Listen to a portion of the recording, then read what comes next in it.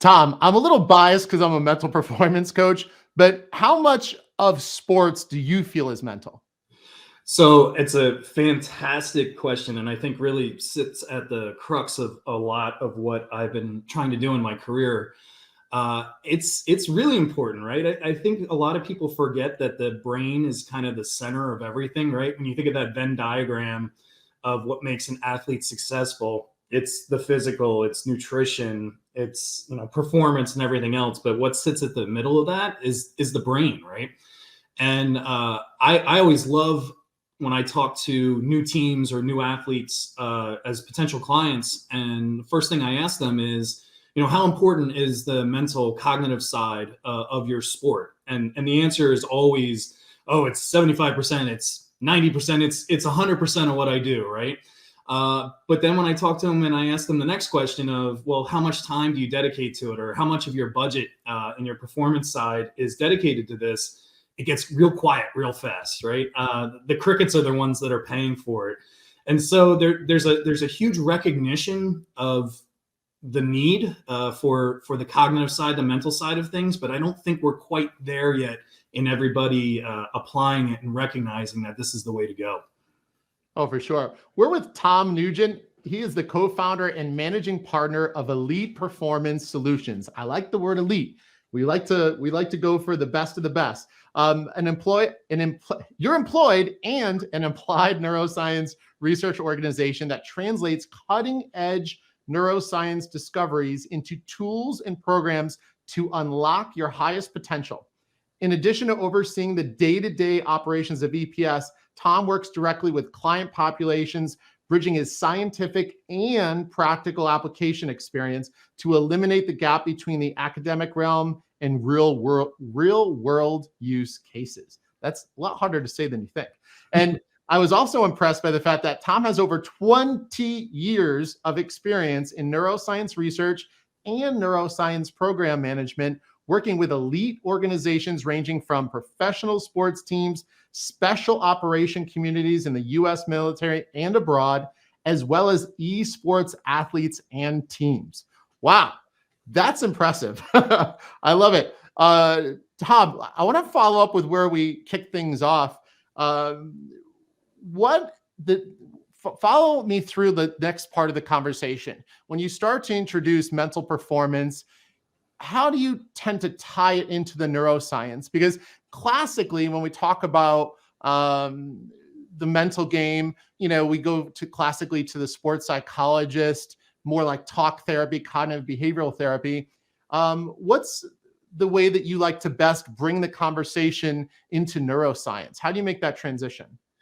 Yeah, and it's a great question, right? Because I think for folks who are a little bit new or naive to what neuroscience means, it often gets misplaced that we're one and the same, right? I absolutely believe in the power and the strength of using psychology and kind of mental health coaching to get people more prepared for the stressors and the extreme pressure that happens, especially in the athletic domain, right? I mean, you have millions of folks watching you second by second and then replaying it on SportsCenter for hours at a time, right? And so I really try to make a point of getting folks to understand that the neuroscience side of things isn't looking to replace, right? We're working in tandem with the psychological side and the mental health side.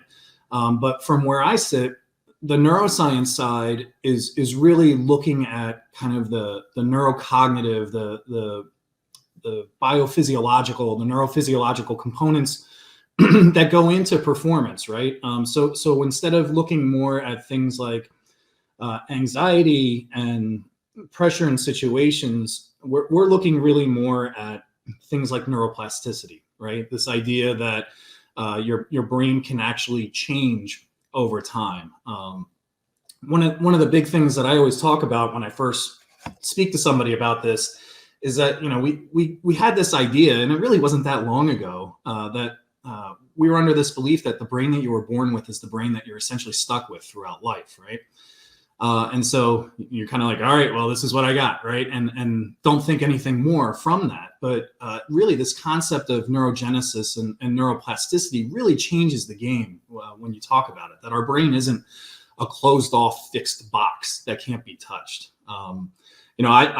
My career in this really started, and this is a quick shout out to one of my professors in college, Elizabeth Gould. She really pushed the field with this idea of adult neuroplasticity, right? It started in mice with enriched environments, and received a lot of pushback initially that other folks in the community didn't really believe it. But as the data had continued to come out, as neuroscience as a field has continued to grow in advancements, whether it's from sensor technology or even the processing power of computers with machine learning, and analysis, it's now widely accepted, which is great, right? You don't have to justify it anymore. You can really just talk about how it works and the benefits of it. But really, we can radically improve connectivity between different areas of your brain to strengthen and create more efficient pathways, right? And this naturally leads to greater performance. It staves off cognitive decline that we see with aging, and it can even be used to help with the recovery from concussive or TBI events, right? So that's, to me, like where the heart of the neuroscience or neurotech lies in this space, right? Is really kind of looking at, kind of the wiring more than how the wiring impacts things, right? Oh, I love it. And, I wasn't aware about the concussion piece of it all. So it can actually, of course, neurogenesis is related to recovery. So you're saying that it can actually, neurofeedback and neurogenesis in general can be elevated or expedited so that the recovery time for a concussion can be cut down by maybe a certain amount of time, maybe 10% or a couple weeks? Or do we not have the data yet to support how quickly we can increase the recovery time from a concussion? Well, first, I'm going to tell you I'm a fan that you asked if we had enough data to be able to support that. And we're not drawing quick conclusions, which I love. So thank you for that.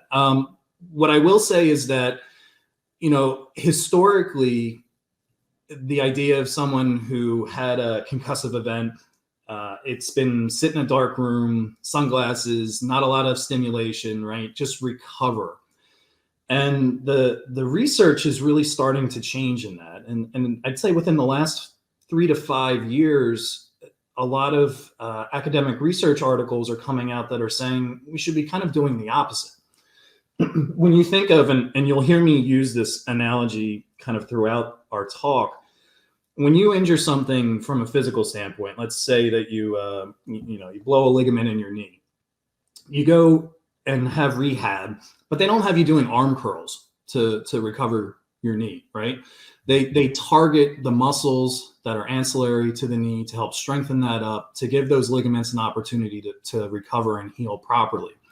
It's the same thing from a neuroscience perspective. When you think about what a concussion is, your brain kind of sits like a plate of Jell-O inside your skull, right? And so that concussive event kind of shakes that Jell-O, and you get a shearing effect, right? So that Jell-O mold moves enough where you're going to have connections break and fray at certain points based off of where the impact was. And so those certain points are tied to specific functions and capability. And so just like going to rehab for that knee, we want to be able to target the rehab to the areas that have been impacted from that concussive event. And there's been data that's been presented that I'm actually a strong proponent of, that says that within the first 24 hours of a concussive event, being able to identify which cortical networks have been attacked in a sense by this concussive event, you need to actually flex those cognitive muscles to be able to essentially signal for recovery and repair for those torn connections. And so there's almost a critical window now that folks are starting to look into that says, hey, if you had a concussive event, let's push and work on that, right? Whether it's visual processing or decision making, right? Cognitive vital signs, and I'm sure we'll talk about more. Let's really work on stressing those to try to help elicit and stimulate that recovery to get them on a path back to where they should be. Yeah, and interestingly enough, I'm going to give you a personal anecdote that supports your statements unequivocally. My left foot has some nerve damage. And if I created the same injury, let's say there was a cut on my right foot, the same depth, same length, same location on the left, the time period between healing, I would say, and I've had this for a while, so it's going to be a pretty good guess, about 4 times the difference, possibly more, not less, for the recovery. So I can have a scratch on my left foot where the nerve damage is, and it takes forever to heal. And so I think that, to me, the lack of innervation or actively firing neurons would support what you just said. I mean, it's unequivocal, right? Or is there not? Can we not make a comparison from these two instances? Well, I think on a larger level, absolutely, right? I mean, whether you're talking about blood flow, right? You want to share left leg injuries. I tore my Achilles years ago, right? And which is well known as one of the hardest recoveries because of the lack of blood flow, right?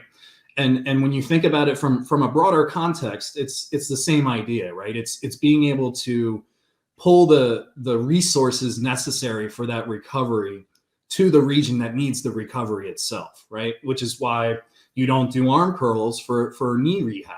And when you think of a lot of traditional remediation for concussive events, it's tends to be globalized, right? You're just working on kind of large scale brain recovery training. And my point with the research that's coming out is that if you can start to target that a little bit more precisely, it gives you an opportunity to really fundamentally drive down and recover the areas that may need the most help, right? And what this really boils down to is having a good baseline ahead of time. It's one of the things that I really preach with athletes and with operators, folks that are at a little bit more higher risk in this space, is that, let's see how your brain works when it's healthy and everything's fine, right? Because then we can identify, if you have been in a concussive event, what areas have been impacted, right? And then from there, we work with medical staff, we work with training crews to basically build a bespoke recovery program to help get them back to where they need to be. And then, there's a little bit of peace of mind too, is that when you can go back and retest when you think you're ready, you can actually see how your scores measure up against your initial baseline, right? One of the biggest things that I've seen from a sports perspective is the number of lower limb injuries that occur in folks who had recently suffered a concussive event is astronomically high. I think it's close to 80% or above. And when you boil it down and really start to think about it, if you're not as recovered as you should be, and you're in a high impact sport, let's take American football, for example, right? Everybody's running at you full speed and trying to knock you down, right? And so, those individuals who have had a concussion and they're not right where they should be cognitively are going to have a slower reaction time to be able to protect themselves from that contact, right? And that puts their lower limbs and extremities into potentially bad angles, right? And then leads to further injury from a physical perspective. So there's a lot of tie back, not just from the cognitive and mental health side, but also from physical performance for things like that, is that you have to make sure that you are able to react and protect yourself as needed.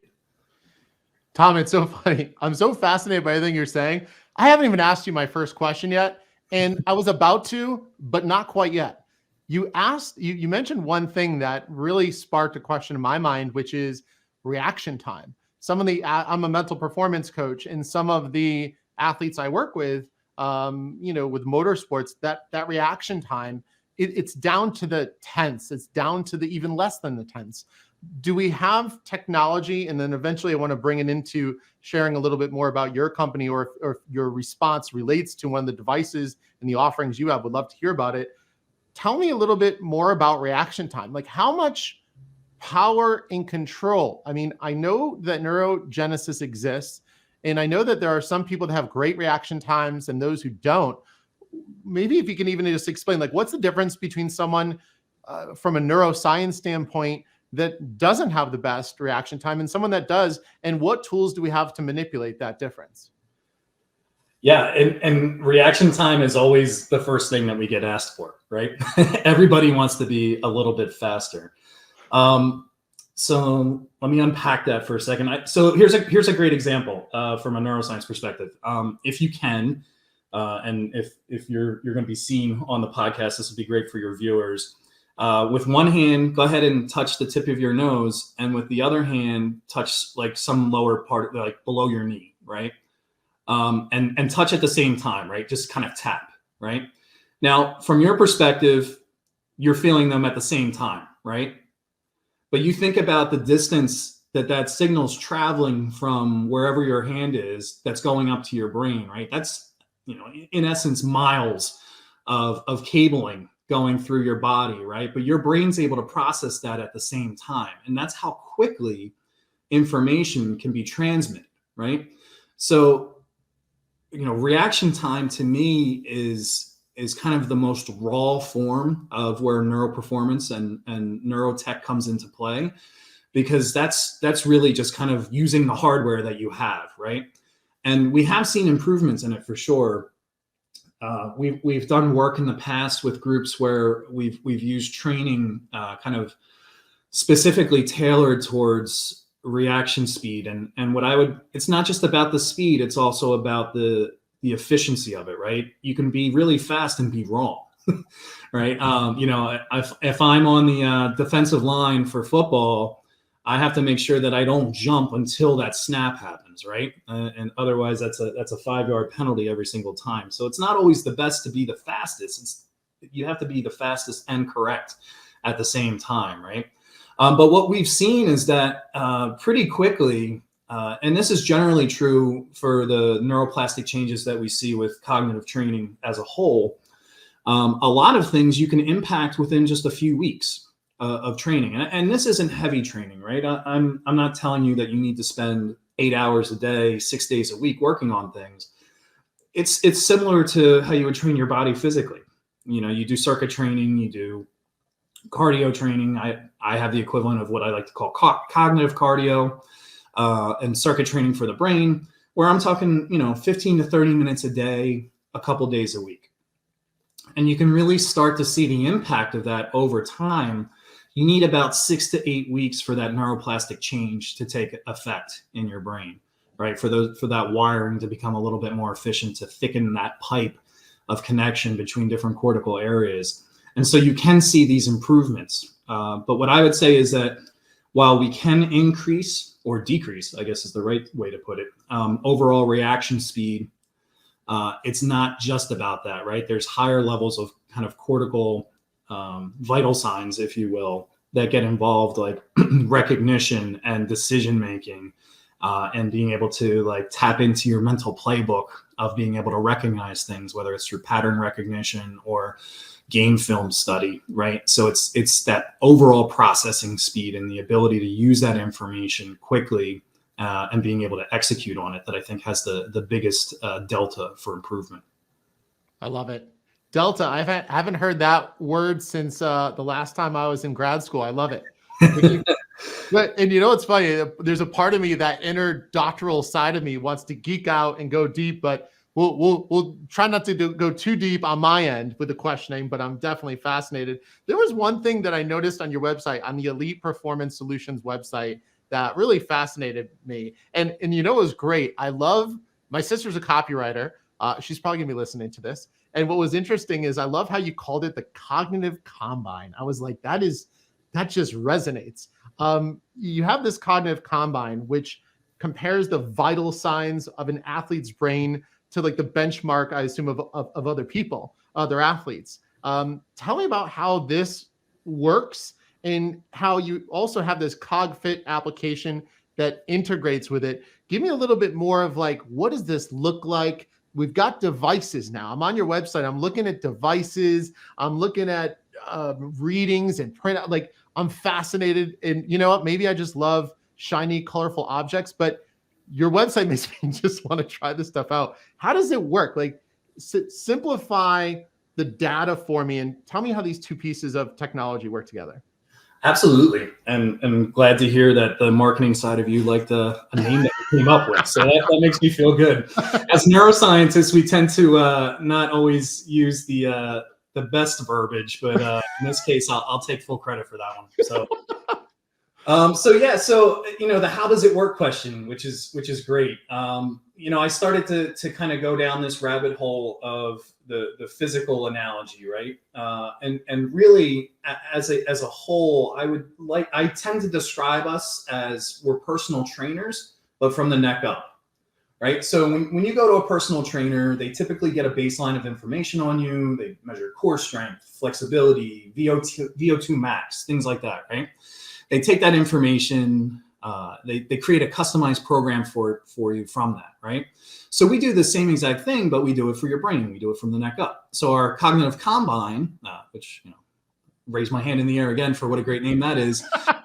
It's a less than 30-minute FDA approved neurocognitive assessment that you can take without a neuroscientist being present to measure these cognitive vital signs, things like attention, memory, processing speed, decision-making, from the comfort of your home, right? So if you have a phone or a tablet, you load it up, and within a half hour, you go through a series of tests. You get an immediate report generated for you that compares you to tens of thousands of other users.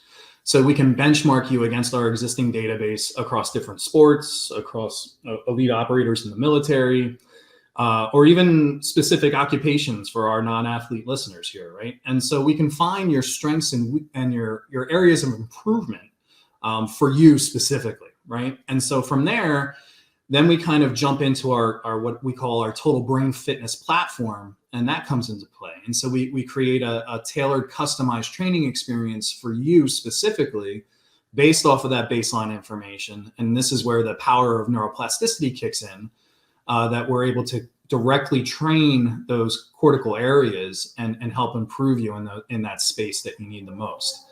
Beyond the cognitive combine, we have something else called BNA, which is our brain network analysis.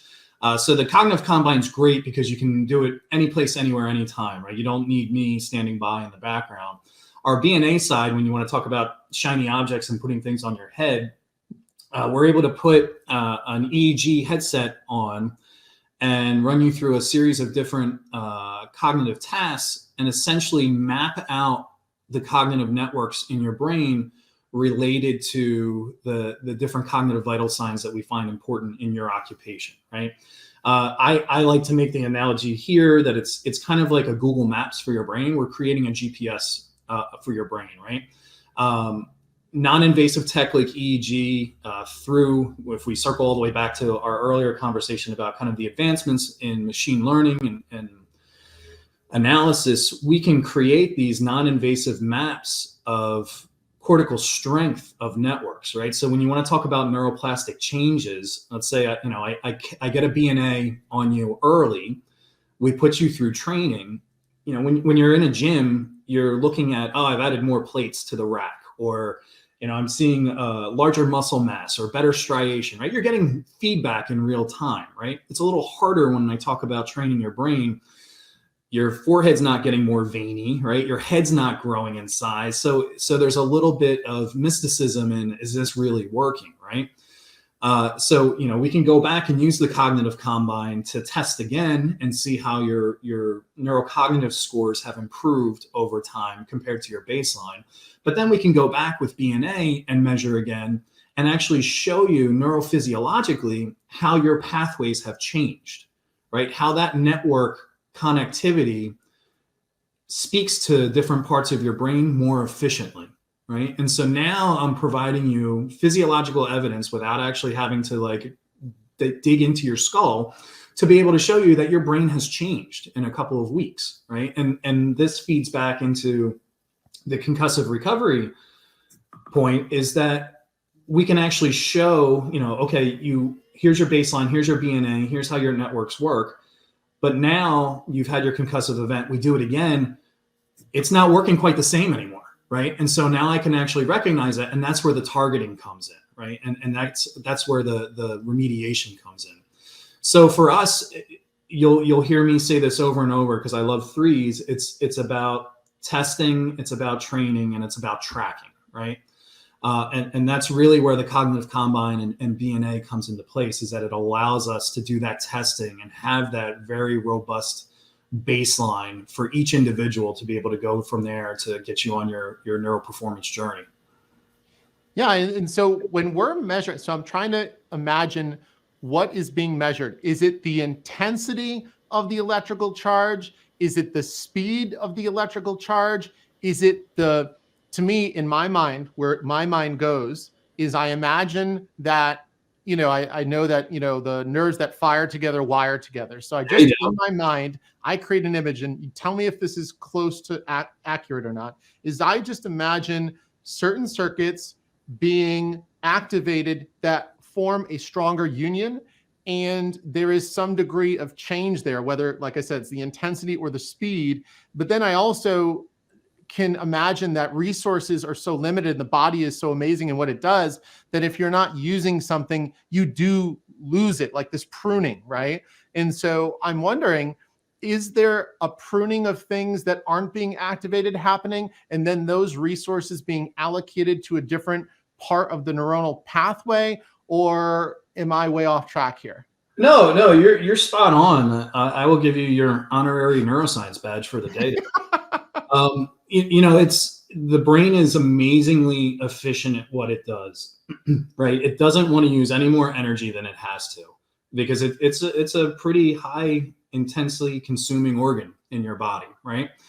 And the idea of pruning and use it or lose it, right? It's essentially this idea that you don't want to have these kind of ancillary hanger-oners that are drawing energy unnecessarily, right? And so when you tie this back to the BNA and kind of mapping out your brain, right? What you're essentially talking about is identifying the superhighways, right, versus the back roads. And so, synaptic pruning and neuroplastic training really helps reinforce those highways so that information can travel as efficiently and as energetically less impacting as possible, right? So if I can get the information quick and not burn a lot of brain calories in doing so, it's a good thing, rather than taking those back ways and maybe a dead end and everything else that it's a little bit slower. We help eliminate that through cognitive training. Oh, I love it. Yeah. And I just imagine going from the 405 at about 4 p.m. in California to maybe, one of the routes on 95 in northern Georgia.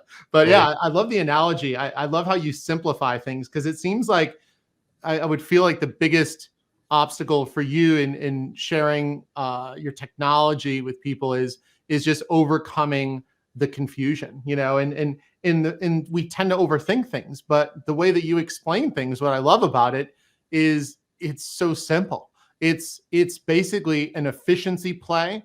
It's just getting more out of a system. It's a system that already works great, but it's just refining it. It's no different than going to a manager going into a store whose productivity is low, and maybe you're increasing the productivity by making small changes in little areas that ultimately propel the whole system to a more optimized state. So I really love how you explain that. Now, yeah, and to your point, just sorry to step on you there. I think it's worth mentioning. It is a little bit daunting for folks who have spent their entire careers only worrying about physical capability, right? I need to be big. I need to be strong. I need to be fast. Whoa, you want to talk about my brain? Slow down, right? And so it's really important. And kudos to you for helping spread the gospel here. Is that we're not looking at intelligence, right? We're not talking about IQ. We're not looking to read your mind and see what you're thinking, right? We're not looking to run back to coaches and tell them that your brain isn't good enough for the next contract, right? It's really coming down to how can we get you to the best version of you that we can get, right? And that really starts at the neck up at this point. We're hitting a bit of a ceiling when we talk about physical performance, right? I mean, LeBron spends over $1 million a year just on maintaining his body, right? Whether it's the cryogenic chambers, hyperbaric, right? Everybody's hot on ice baths and everything else right now, right? Again, at the end of the day, what sits at the middle of all this? It's your brain, right? And so we're really trying to dispel the anxiety around it, but then also empower folks to understand that, little changes can go a long way here. Oh, I love it. Yeah. And it's just so fascinating. Oh, I have so many questions. So I'm going to stay on track. Focus is something that I find to be a very challenging aspect of the athletes I work with. So a lot of the things that I do go along with beliefs, narratives, identity. And in a moment, I want to ask you about the subconscious mind and see if there's a way that we can connect what you do to the power of the subconscious mind. But before I ask that, tell me about focus. For me, focus is interesting because sometimes focus for me is just as good as, or it's just as important to remove distractions as it is to become more focused. And, when we have athletes that say, well, how can I be more focused? A lot of times some of the simple tools we have, are mindfulness, stare at a candle, flickering for a minute or two and see if you can do it free of thought, maybe watching a passing cloud, classical meditation. Is there anything that neuroscience, or even more specifically, your technology offers when it comes to either focus, increase, and you had mentioned earlier, even attention, focus, energy, and attention, and managing it in a more efficient way where you can actually, the athlete can notice a difference in performance as a result of it? Yeah, I mean, this is such a great question because now I'm nerding out and getting to talk about things that I love. So this is great. I think arguably focus is probably one of the most important skills for an athlete, especially in crunch time, right? I mean, so here's topical for you. March Madness starts tomorrow, right? And so what better example of focus is there than free throws, right? You think about the basket's always 10 feet high. It's always 15 feet away, right? But a free throw in the final minute of the game feels way different than it does in the beginning of the game, right? And so who has the strongest attention to block out the screaming fans, the cheerleaders, the pressure of the moment, and sink that free throw to move on to the next round, right? So, with that, right, focus is really one of those topics that teams and athletes talk to us about quite a bit. Not ironically, we have a specific product for exactly this, right? With collaboration from our colleagues at Duke University, we've developed an app called Elite Focus that uses neurofeedback to help an individual improve their attentional stamina at any time of the day, doing just about any task that they would normally do. So they essentially wear an EEG headband that basically looks like a sweatband, right? You just put it on, within 6 seconds, it's on and it's running. And we can measure a validated signature for focus that will give you notifications for when your attention drops to help you stay on task. So you could be on your phone doom scrolling social media, and if your attention drops, the screen will actually get darker and won't brighten back up until you kind of gather yourself and get your attention back to the state that it should be, right? Oh, wow. So there's an active example. You could be for our desk jockeys, right? You're sitting at your desk and you have a pile of emails that you need to respond to. You throw the headset on, you start sending your emails out, and then the app could give you a little auditory nudge or just kind of monitor and watch in the background and let you know how your attention kind of went up and went down throughout the process, right? I'm a huge fan of the idea of using neurofeedback. So you had mentioned, early in my career, I did work within the defense industry. We use neurofeedback to help folks gain skills faster, right? So actively being involved in things like marksmanship, skill acquisition, secondary language acquisition, threat detection. This idea of using neurofeedback, where again, when we roll back to what we were talking about earlier, your brain's kind of a black box to you. I can give you the insight through neurotechnology, right? Just putting a headband on, using academically validated signatures and measures to let you know when you're in a good state or not, right? And so now I can start to, this gets back to what I said about kind of cognitive cardio, right? I can actually build a HIIT training, you know, high intensity interval training for focus, for attentional stamina, but then also on the flip side, looking at kind of recovery and relaxation, right? So as important as focus is and attention is for high performance, what I found really quickly is that teams and athletes are in dire need of the other side as well, which is coming back down to zero, right? We're creatures of habit, and we're told we have to get amped up, right? We have to be ready to go, steal focus for the mission, for the game and everything. And then when it's over, all right, I'll see you tomorrow, right? Like there's no get back down to normal, right? And so we rely heavily on whether it's caffeine or supplements, or, you know, you look at every athlete in the locker room, they're all listening to music, right? They're all finding their own personal biohack to get themselves up and ready to go, get that attentional stamina as high as it can be. But then when they go home, they don't know what to do with themselves. And so that first night of recovery after a major event, this is why I love the NCAA tournament, is because there's, you know, everybody's in the same situation, right? You come off of a big win. Well, great. Well, guess what? In a day and a half, you got to do it again, right? And so it's not always about the best team. It's about teams that can recover really well and hit that accelerator pedal for their focus and attention when they need to.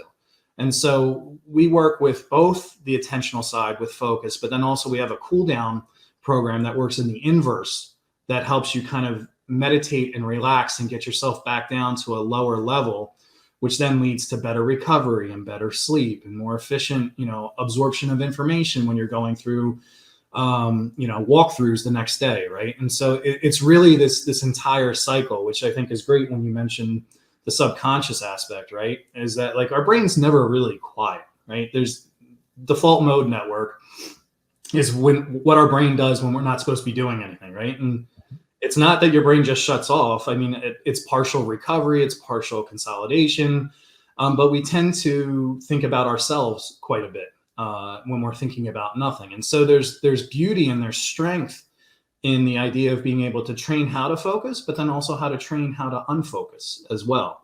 And so, you know, there's the two sides of the coin that I think is really important that we try to help folks manage and be able to get better at.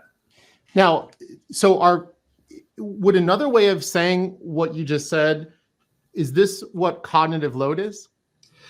So it's part of it. I mean, cognitive load, I think in simplest terms, is how many balls can you juggle at once? Mm-hmm. Right. Right now, I probably have a pretty high cognitive load because you're asking me good questions. And so I'm making sure that I answer them in a way that folks can understand, don't sound like an idiot, right? Don't say the wrong thing. So there's a certain level of cognitive load there. But, you know, when you think about cognitive load, there's so much going on, right? I mean, take a Formula One driver, for example, right?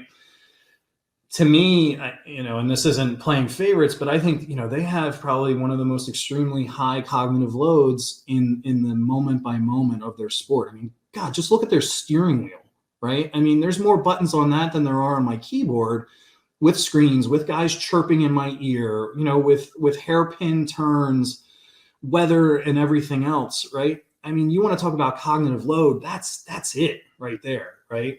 But at the same time, a gymnast who is on, you know, high bar, or God, I'm gonna show my lack of knowledge about gymnastics here. But, you know, like where it's a singular event, their cognitive load is also tremendously high because they have to make sure that their footwork is completely precise, right? Their adrenaline isn't getting the best of them, their technique and everything else, right? So cognitive load can mean different things to different athletes, but it really comes down to how you're able to handle and balance a plethora of incoming information versus what you're trying to output. And in this sense, it's sport performance, right? Yeah, you know, interesting tidbit to add to what you just said is, and it was absolutely humorous to listen to in real time live, is this past or 2 weekends ago, now almost 2 weekends ago, Fernando Alonso in F1, a legend in F1, Absolutely. scored his 99th podium. Interesting thing, it may have been the final lap or put it this way, towards the end of the race, he's relatively secure in third place. Obviously, fourth place isn't a mile behind him, but he feels a sense of security. In the moment of him about to get a podium that he hasn't received in a while, the elevated emotional state of being in an F1 car, you're exhausted after a long weekend of qualifying 1, 2, 3, not to mention the practice you had before that, the fans, the autographs, the interviews. What does he do towards the end of his race? He's about to get this podium. He asks how his teammates doing on the radio. On the radio, he asked how his teammate is doing. And I forget how they responded, but I was so taken aback by that. I was like, how can you do that? And you start to realize that, he's not in this, what I call like a fight or flight emotional state. He's in this sense of calm and peace that I feel is like flow state, right? You think about flow state, and there's so much anecdotal evidence of athletes. There was one thing I read by, I think it was Stephen Kotler, who's into flow state and wrote the book, I think, Flow. And I recall a passage where there was a professional surfer that when he achieved this great experience of flow state, he could recall in his mind and his memory seeing like pieces of seaweed within the wave itself, and these odd recollections that most people wouldn't recall because they're more into the fight or flight and certainly not in flow. So I'd love to hear you comment on either a little bit of flow state and then maybe move into, before I forget, because I want to hear both, maybe a little bit of flow state and how it interacts with neuroscience and maybe your technology. And then also after that, I would love to hear about fight, flight, or freeze, because I spend a lot of time helping my athletes manage both of these. All right. There's like 20 questions in there. Now here's my cognitive load. Yeah, none of these questions are the ones I wrote down. So no, this is great. This is great. And then for the post processing fact correction, I had made up a new event in gymnastics where I crossed balance beam with uneven bars and said high beam. I meant the balance beam. So there we go for all the gymnasts that I accidentally offended. Please don't take it personal. My cognitive load was too high. So where to start with this? So, when we talk about flow state, right? This in many facets is kind of the holy grail of performance metrics for neuroperformance, right? It's this magical when you take your graph of your X and Y axis, right, of performance and your ability to kind of be in a highly efficient, low energy consuming state, right? Through a lot of the work that I have done previously with military folks, we found that with skill acquisition and kind of expertise, the amount of activity that you see in your brain decreases, right? So when you think about being a novice or even kind of like a journeyman, somewhere in the middle, you're recruiting a lot of different parts of your brain to be able to process information and perform the way that you need to perform, right? You're falling back on training, on memory, there's decision making involved. Whereas when you look at someone who's been doing it for a long time, these processes become a little bit more automatic, right? And so, you almost get a sense of a quieter brain during these tasks because it's become more efficient, right? We're only using those networks that need to be used in order to be able to execute the task. And that frees up a lot of cognitive load. So, you have some folks, like, I think esports is a great example of this, right? Like, there is like 8 billion things going on the screen at one time, in like game, MOBA games and things where you're having to communicate and plan ahead and worry about what's right in front of you. And then, refresh times and spawns and everything else. That's a lot of information. But when you look at really good esports athletes, they're like still talking and hanging out while they're doing it, right? And their ability to multitask and essentially be in a flow state is extremely impressive. I mean, your point with F1, he had all this stuff going on, and his altruism bubbled up to the top to worry about his teammates, right, and the crew and everything.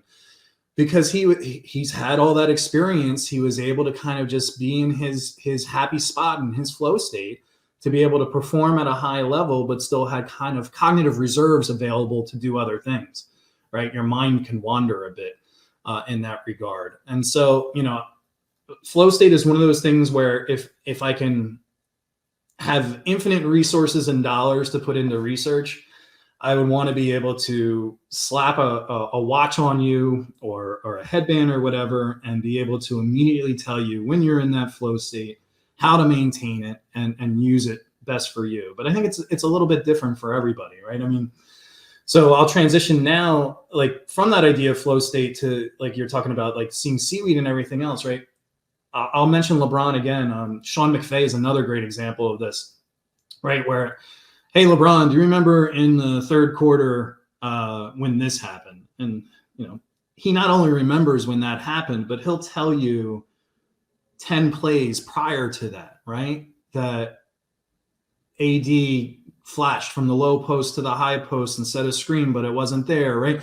And he'll walk all the way through, and not just in that one play, it'll go 3 or 4 plays on either side of it, right? Sean McVay, I love watching the interviews of him when they're in in the third game of the season 6 years ago, in the second quarter, it was 3rd and 10. What play did you call? And he'll sit there for like 2 seconds and he'll be like, oh, it was this, right? There are folks who are able to really just tap in. And it's not just about having like amazing memory, right? It's the integration of everything, right? Whether it's the emotional moments of it, it's that ability to tap into that kind of cognitive playbook and guide, right? There's so many different elements that they all kind of come together. And for some folks, that is their flow state, that is their flow moments, and they can tap into that at will. And I'll tell you, I've seen some of the most beautiful brains, if you will, Heisman Trophy winner a few years ago that I had the opportunity to work with, to me is still one of the most amazing brains that I've seen. His ability to, when we talked about like attention and workload, to drive his attention up at the beginning of a task, recognize what he needed to do, and then immediately take his foot off the pedal to go into a cognitive reserve and execute at a high level, gave him immense ability to be able to make decisions quickly, because he wasn't spending so much cognitive, right? You have a cup of cognitive energy in a sense, right? For a given moment. So he wasn't using all of the cup just to be ready for that task. He was able to get up into it, execute, and then be able to kind of drop back down and use the remainder of what's in that cup for things that may not go his way. Right. So when you think about being a quarterback and going through your progressions, or your offensive line isn't holding up as well as you need it to be, right? He was very cool under pressure and was able to get things done because of his ability to be able to be efficient in the sense of how he was using his cognitive skills. Almost kind of where my mind went is like RAM on a computer. Like I know I have a tendency to not enjoy, I have too many tabs open. I have like one big long bar with an infinite number of tabs from who knows how long ago. I think I probably have some of my high school syllabi on there. Just can't close it out. But what's crazy is you start to notice that the computer doesn't process as fast. I mean, would that be the same analogy? I mean, I think that's a nice way to work back to how we were discussing workload, right? Is that you have, in a sense, a finite at that moment capability to do so many things at once. And this also feeds into the novice versus expert component, right? An expert will only have 2 tabs open at any given time because that's all they need to be able to accomplish stuff, right? They learn to be good forgetters, right? In a sense that they don't get hung up, right? Who are some of the best point guards in the NBA? The ones who don't remember that they missed the last shot, right? They don't get hung up on it. There's great data that looks at endurance runners, marathon, Ironman, groups like that individuals with higher working memory tend to perform worse because they wind up getting in their own head because they have this working memory space where they start to worry about everything, right? Rather than folks who are just kind of put their head down and run through the wall and compete.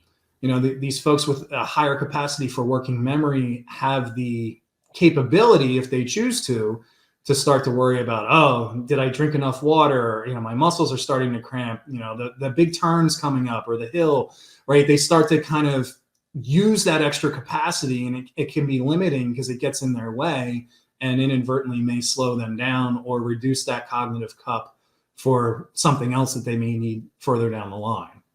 So it's an interesting balance.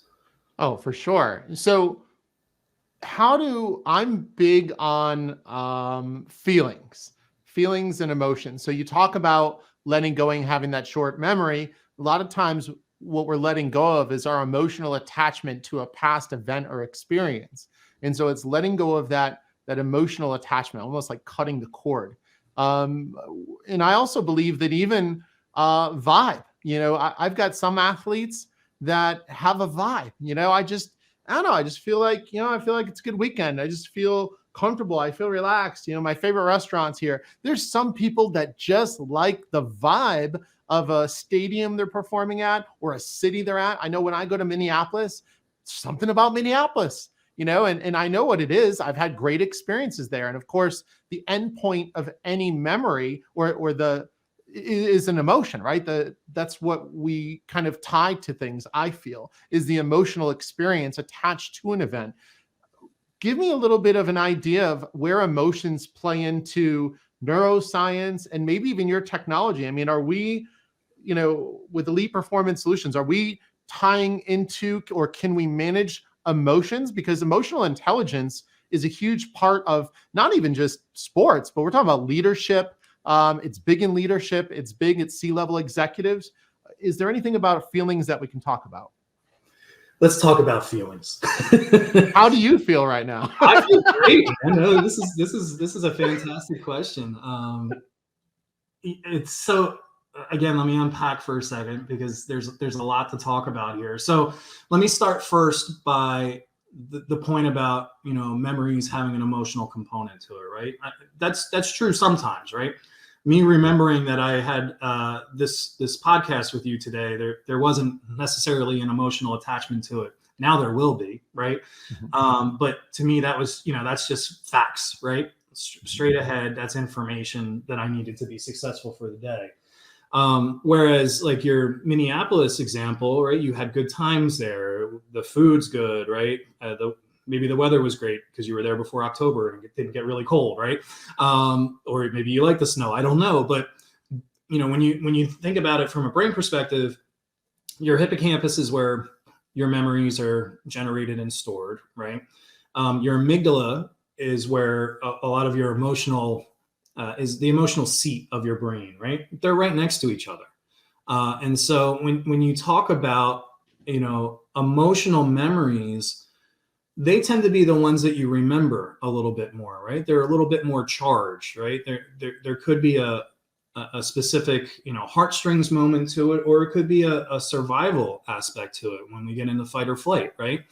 And so my early work at NIH, I actually studied the hippocampus. And so I love that you brought this up because I think, memory is really what everybody thinks of when they think of their brain, right? When you think about getting older and you start to not remember things as well, or you notice that you're tired because you don't remember things as well, right? That's usually kind of people's, their dipstick for measuring their oil of how well they're performing is based on memory, but it's so much more than that. But to your point, memory and emotion is extremely important. Again, I'll fall back to, the NCAA tournament that's starting, right? And, one bad call will make or break a team, right? How many times do you see players kind of lose their mind and they don't recover, right? And to me, this gets into kind of performance under pressure, emotional resilience, which is where I think this is where the intersection comes in really nice between the psychological mental health side and the neuroscience side as well, right? Because from the psychological side, they're helping you learn to unpack that and be able to let that go and talk about that and get into your feels, to your point, right? And then from the neuroscience side, right, there's typically a neurophysiological response that comes out of that, right? If you think about your good memories in Minneapolis, you may get a dopamine hit, right? And happy, warm, fuzzy feelings. You think about the last time that you played against your division rival, and you get pissed off because a guy pulled a move that didn't get a penalty called, and then you're stuck on that, and then they score a touchdown because you're still pissed about something that happened 3 minutes ago, right? That's emotionally charged. You're actually eliciting a fight or flight response just thinking about that, right? And that has its own benefits and detractions from it, because yes, your arousal state's higher because you're ready to fight, but now you're also a little bit distracted, right? So you need that emotional resilience to be able to kind of power through that, recognize the impact it can have on you physiologically, and just be able to go out and do what you need to do. Oh, I love it. Yeah, it's interesting. You start to realize how much emotions play into things. And I always say, I imagine like a continuum where you're starting with where you place your focus, energy, and attention. And then from there, that feeds into some of the thoughts you have.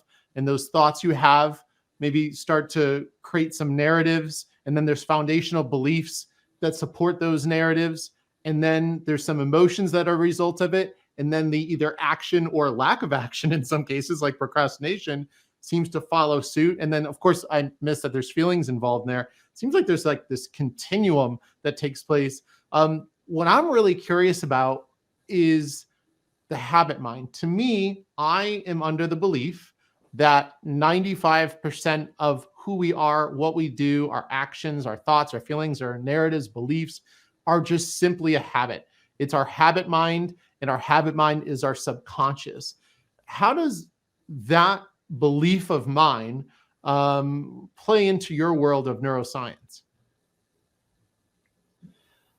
So I think this comes back to, and this is Tom thoughts.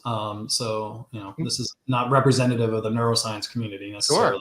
Well, we're interviewing Tom, not the neuroscience community. Yeah, no, I know. Let's hear it. I just wanted to put that asterisk in there sure.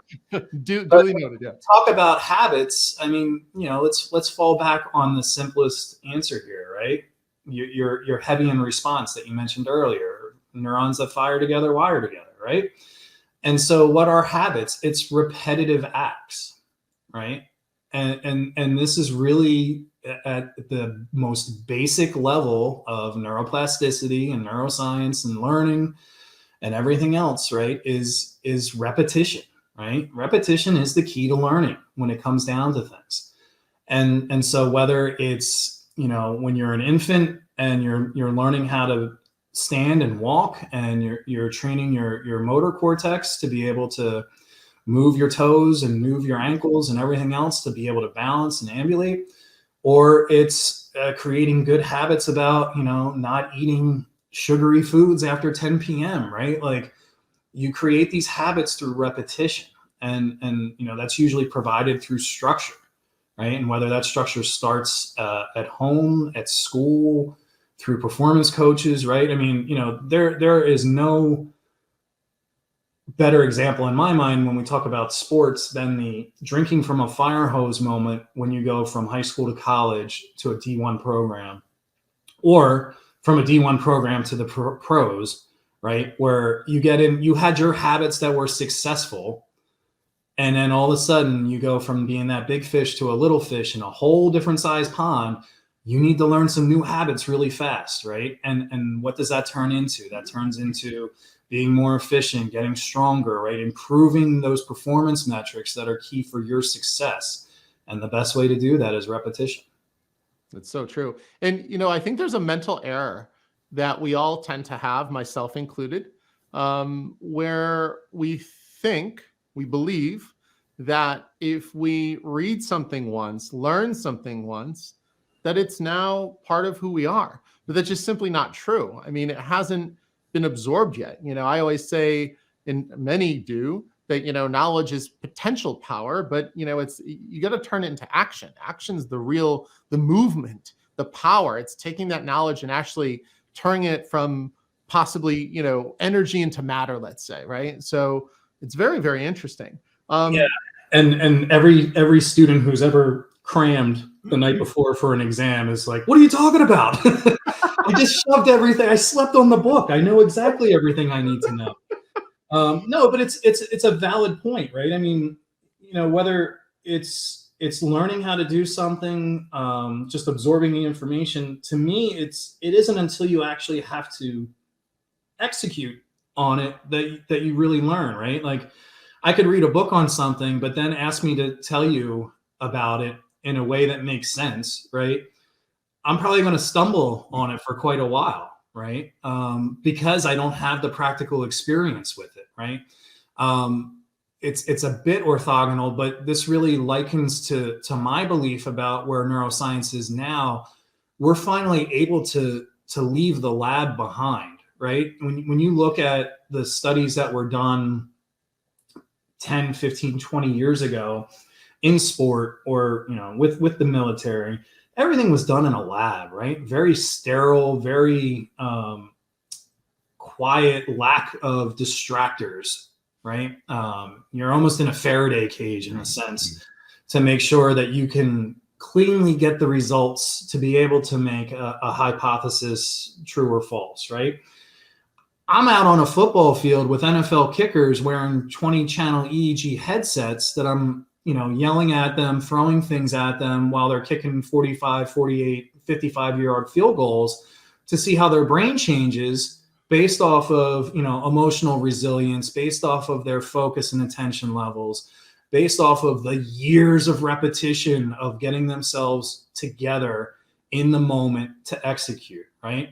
And the data is great. And so we're able to move away from, this single trial laboratory repeated over and over and over again setting to, environmentally challenging, distracting environments to get actual data that's applicable to real world scenarios.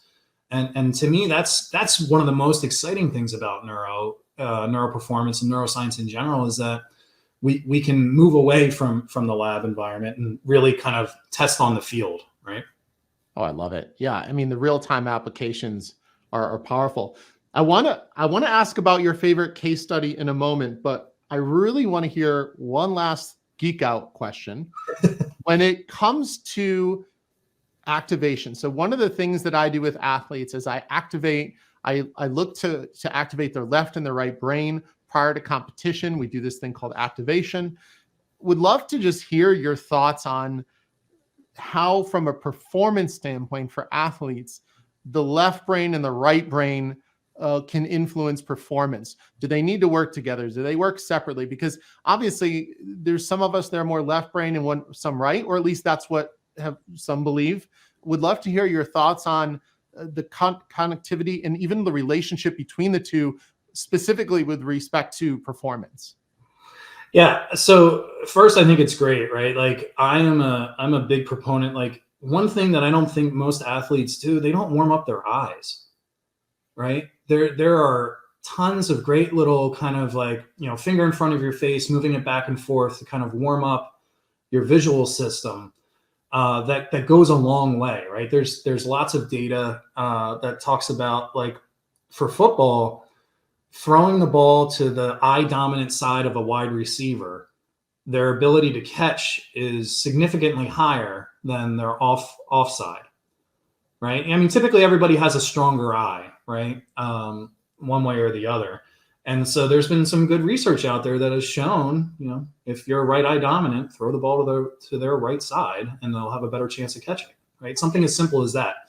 But you think about, like, most sports are generally fast, right? I mean, processing speed has to be through the roof, not just from a visual processing standpoint, but then also kind of those higher level cortical functions like decision-making, where you have to take all that information and go. So why wouldn't you warm that up, right? Just like you warm up your hamstrings and everything else before you compete in an event, you need to do these things, right? F1, we go back to that, like Drive to Survive. You occasionally see in the background, them catching tennis balls, or like the juggling stick that has 3 or 4 different colors on it, and they have to catch the right one, right? You have to warm your brain up. And so the idea of a cognitive warm up, to me, I think is essential as one of the next steps for being at peak performance when the gun hits, when the tap happens, whatever the start of that event is. You want to be at your best. Like, there's lots of guys that need touches, right? They need a quarter of time to be able to kind of get to their peak performance level. Don't you want to be at that from the beginning and be able to perform all the way through? So yeah, I mean, warming up the eyes to me is a big one. We have a product called CogFit, which is kind of a mini version of the Cognitive Combine that just measures reaction speed, procedural reaction speed, and decision making as kind of a quick test to see where you're at during the day, right? So I know anecdotally that I'm terrible in the morning. I can barely spell my own name, right? But after a while, I warm up and I get ready to go, and I'm able to do things. But how nice is it that within under 5 minutes, I can do a quick neurocognitive check and see if my brain's in a great state, right? Is today a good day for me to pursue a personal best? Or is today a day that I should go more towards recovery, right? And potentially reduce my chance for injury because I'm not all the way there today. And so this idea of warming up, these short intermittent, what I would say, boosts to your cognitive capabilities, I think there's huge benefit, and it's underutilized right now because, one, I don't think most people know about it. And so, this gets back into that education and familiarity that I'm trying to promote within the athletic domain. Warm up your brain just like you warm up your body. Oh, it's so true. And, it's another thing too that I think is fascinating. When I think about fear, the way I speak about fear is whether it's fear of rejection, fear of failure, fear of other people's opinions, fear of judgment, they all point back to a core fear, like an apex fear, which is the fear of the unknown, this unknown, this unfamiliarity, uncertainty. And I feel like when we do visualization, or I like to call it imagination, because I like to activate as many senses as possible, not just the visual. So visualization to me is a little bit limiting. When you imagine, you can smell, you can taste, you can go a little deeper and make it that much more real, and close the gap between that which is real and that which is imagined. Is there anything with your technology, or even just in neuroperformance in general, that shows maybe something that could be supportive of the value of imagination and visualization? Because a lot of people buy into it, but for every one person that buys into it, there's probably plenty more that don't take advantage of it. You see people, with vision boards. I myself have my own strategy where I imagine myself, either if let's say there's a car I want, I imagine what the seat feels like around the top of my legs, my butt, my lower lumbar region. I imagine what the steering wheel feels like. I hear the sound of the car. Matter of fact, I listen to videos to, activate whatever sense it is I need, and it does seem to make things more comfortable and more familiar. And I just wonder, is there something that you've bumped into that maybe talks about, and I think what I'm trying to connect here to be a little more clear, is tying in our human imagination and the neocortex perhaps, and our fear of the unknown?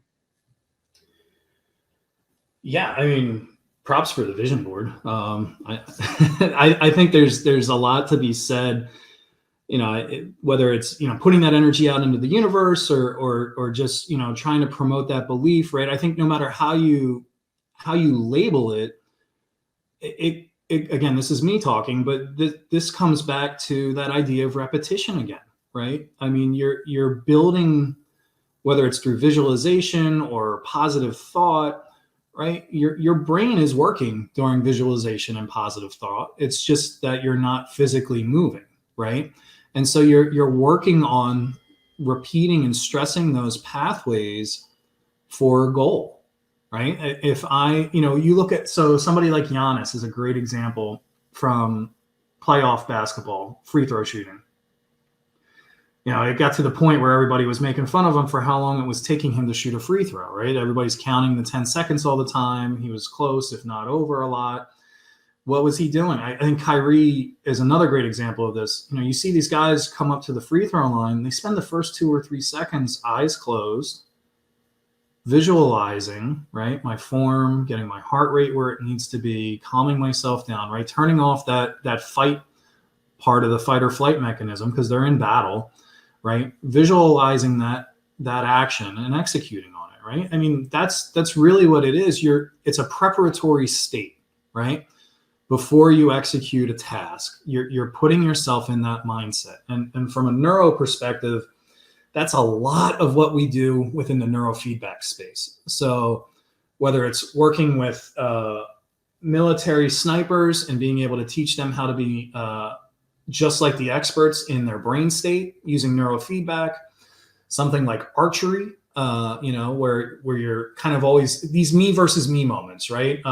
Penalty kicks in soccer, free throws, goal kicks in rugby, right? There's a lot of visualization involved. It's repetition. It's the same kind of motor movements all the time. But if you're not in the right headspace for it, your chances of missing go up exponentially, right? Because now that very efficient network is being muddied by, emotion or fear or other things. And so this idea of visualization, meditation, things like that, right? All you're doing is essentially activating those networks that need that repetitive training.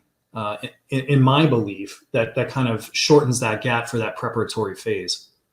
Yeah, and so when you're doing reps, are you increasing the thickness of the axons? Are you decreasing the frequency of pruning? Are you doing both? Like what are reps like from a physical neurological standpoint? What are reps doing?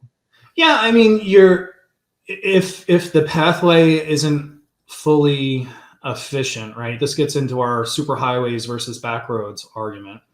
That there may be some degradation of signal to go from A to B, right? That it may kind of spread off into C, D, E, and F, right? A little bit. And so that slows the process down. I mean, myelination, right? That's going to increase the speed of how a signal is being able to be sent. And that's kind of where you see the changes over time for, kind of normal adolescent human development of gray matter to white matter ratio changing, right? Because we're kind of getting rid of those side back roads and really strengthening up those super highways. So yeah, I mean, there is a neurophysiological change that occurs for sure. And I think, like I said, this idea of repetition really helps to kind of feed that. And like anything else, the more you do it, the better you're going to get at it. So if you can practice it in your brain, it's going to make it a little bit easier when you actually have to go for it. I love it. As we wrap things up, would love to hear some case studies specifically with the Elite Performance Solution systems and the different devices you have available. Would love to hear some anecdotal evidence. Everyone wants proof nowadays. Everyone's always looking for that those testimonials, that proof, that social proof. What are some of the most fascinating, interesting anecdotes or case studies that you've come upon thus far? I mean, that's a whole podcast in itself, to be honest, because every sport's different. Every occupation is different in its own sense. And I am never, I'm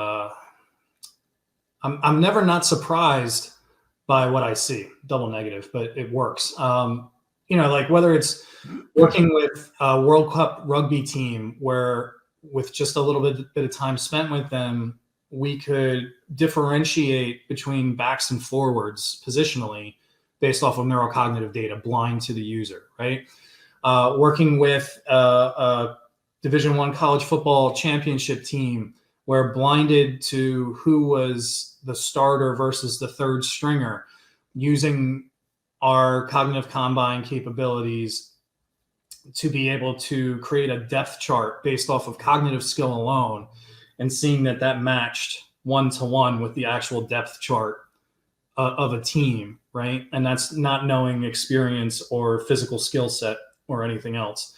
There's just countless examples. We just, to kind of bring back to your love of focus and attention, we just completed a little mini study that looked at individuals improving their cognitive performance on like decision-making tasks with just a few hours of use of our focus product, right? So you want to talk about, there's the neuroplastic changes that are kind of more long lasting, right? And that's where I think training comes in, but you can get like a temporary boost, a cognitive cup of coffee, if you will, for performance when you need it. And so we worked with a couple special operators, and they basically used the focus product sometimes, and then sometimes they didn't, on a series of tasks. And we measured the performance, basically like a control versus intervention study, and we saw much better improvements within just an hour of use, right? And that,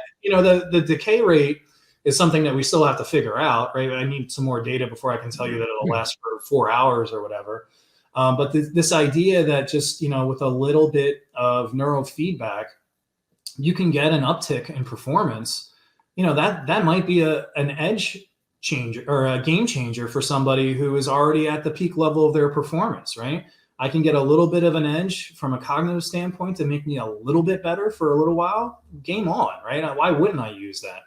And so, I think that really feeds into like what you're talking about with, warming things up with, eye movements and, warming the brain up and everything else. When it comes down to performance, you want to be firing on all cylinders when you need to be without distractions.